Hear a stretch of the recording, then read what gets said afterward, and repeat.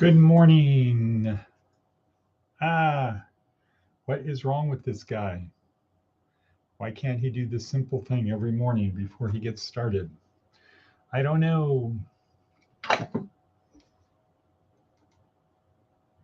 Okay, well, here we are once again. Good morning. My name is Successlandia, and I am here in Pahrump, or Pahrumpertucky, as some of the locals might call it.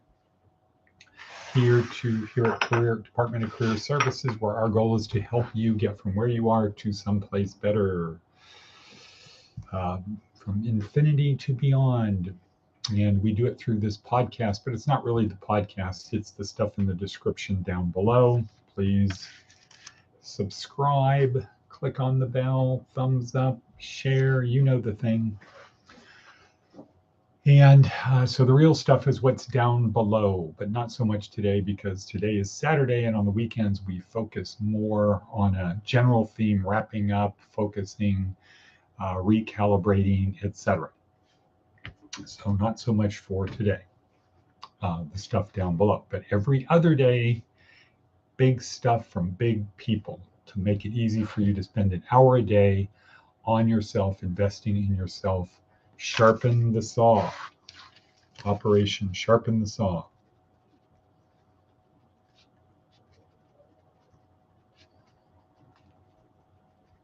Okay, so today's sort of a big day. As always, we try to live the day such that when our head hits the pillow at night, we can say we fought the good fight, we did what we're supposed to do, we helped orphans and widows, etc. So our podcast is 5 sections of it. 3 are while the podcast is live, so it's actually 3.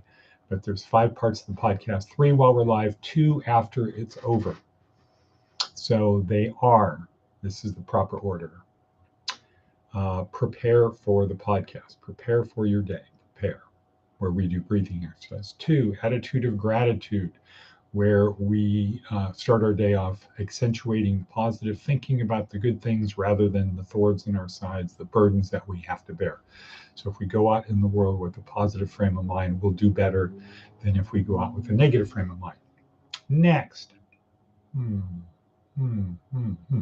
Okay, next is review of the previous day. How did we do? Just look at the highs, the lows, where we exceeded expectations, where we fell short, and of course do rebound. If we confess our sins, he is faithful and just to forgive us and to cleanse us from all unrighteousness. So that's the third part, is to review the previous day. What did we learn from it? 4, plan for today. 5 is project where we are going today, so then we just do it.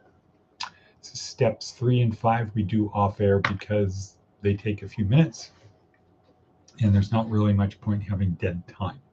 So we're going to do 1, 2, and 4. Prepare, attitude of gratitude, and number 3, actually step 4, plan for today.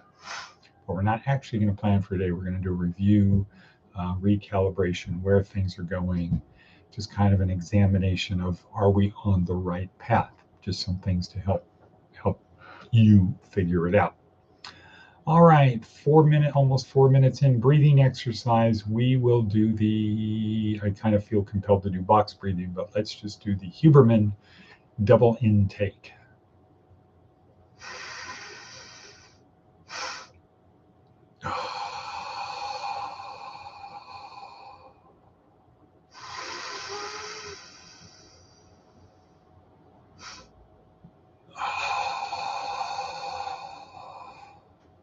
Okay, so that's in through your nose, filling up your lungs, using your stomach to push out, open your diaphragm.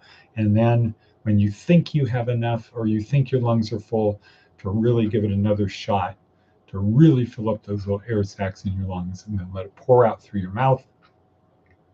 And then using your stomach at the end to get rid of all of the air. And I can promise you, you will feel it if you do it. Huberman says you only need to do it a couple times. Just try and open the air sacs, fully open the air, little sac things, nodules, whatever they are, in your lungs. Okay, moving right along, attitude of gratitude.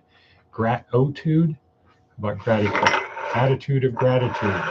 So write in your book, write in your book, I'm so happy and grateful now that blank. So I'm so happy and grateful now that. This is a 3-step technique. Step 1, write that in your book. I'm so happy and grateful now that. Step 1. Step 2. Step 2 is what? I don't know what. No, step 2 is to turn it into a question, because our brains have evolved to solve problems. We need to give it a problem to solve. And here the problem is, well, what am I happy and grateful for? If you just say, I'm happy and grateful, I'm so happy and grateful for fill in the blank, if you don't turn it into a question, there's nothing for your brain to focus on. So what am I so happy and grateful for right now? Step 2. Step 3, turn your focus inward to your brain and look at the things that you're happy and grateful for appear.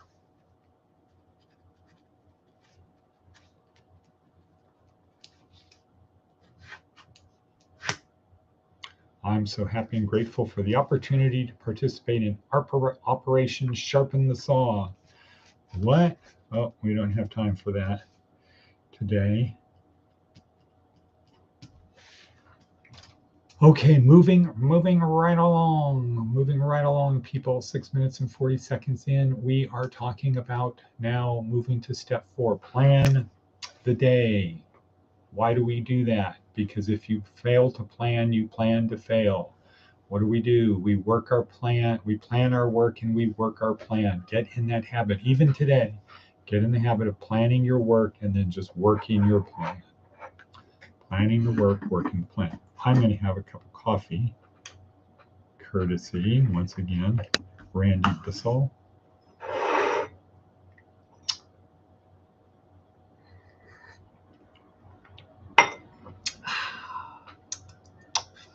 Not too shabby.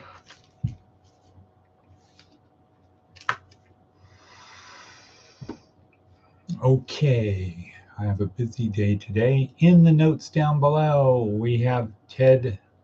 Okay, I'll talk about the TED Talk. Jill Bolt Taylor talking about what?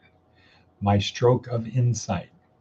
So this is a Harvard scientist who studied the brain, had a stroke one morning, lived through it, and was able to observe a stroke from her own brain and then go on and talk about it. And noticing how the left hemisphere of the brain is different from the right hemisphere. The right hemisphere, as she describes it, is nirvana, la la land. It's just all of the senses and emotions flooding in through our brains, unfiltered or unregulated by the left hemisphere, which is the analytical, the here and now, the little voice in your head that says, remember, you got to buy bananas.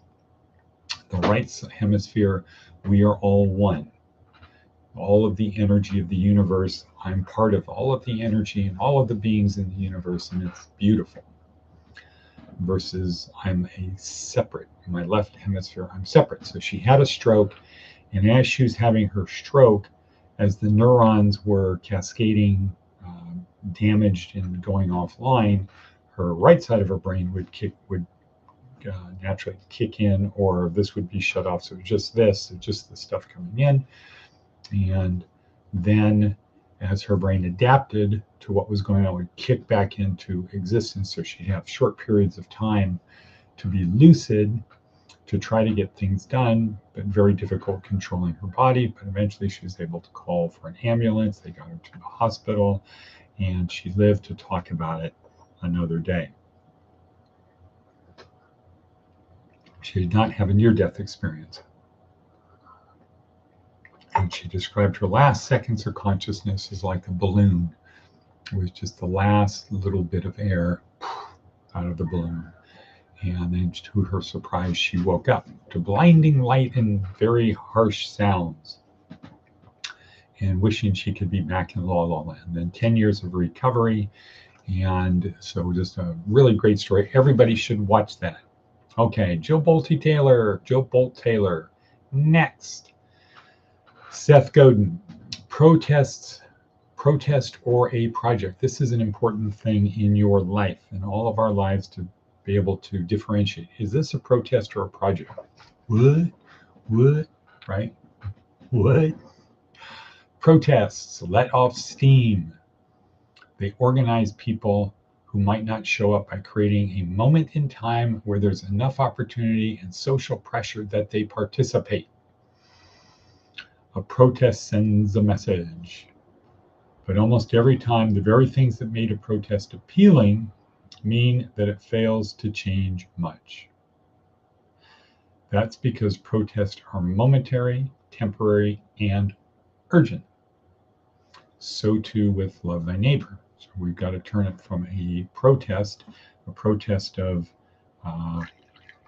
how a 70-year-old man who's blind in one eye, living in a trailer with no water, power, or electricity, sewer, with no services, how that guy, instead of being helped by the system, could be systematically pushed further and further and further into oblivion and hell and worthlessness, how he could be discarded and demonized. The protest was against that. Now we have to turn it into a project.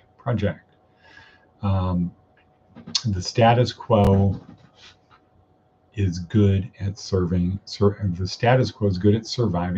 protest. That's why it's still the status quo. Okay? So there's the status quo, protest. And the status quo just has to continue because the protest, the urgency dies away.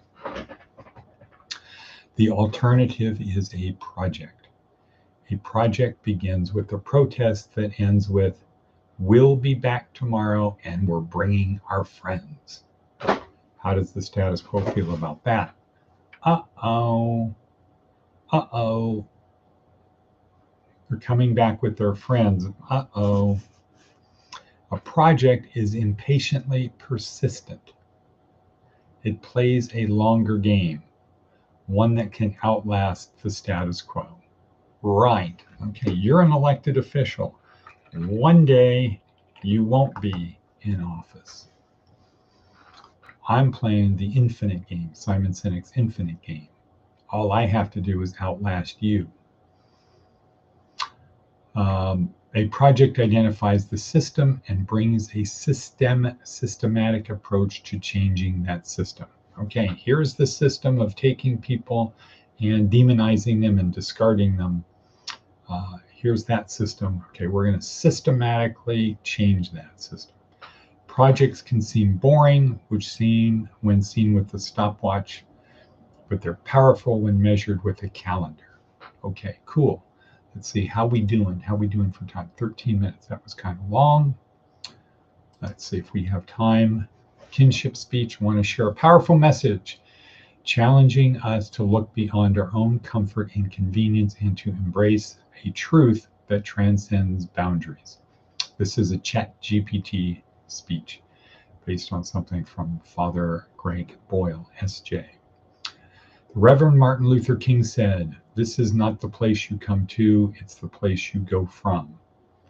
That is, we don't go to church, we go from church, determined to please God through our actions.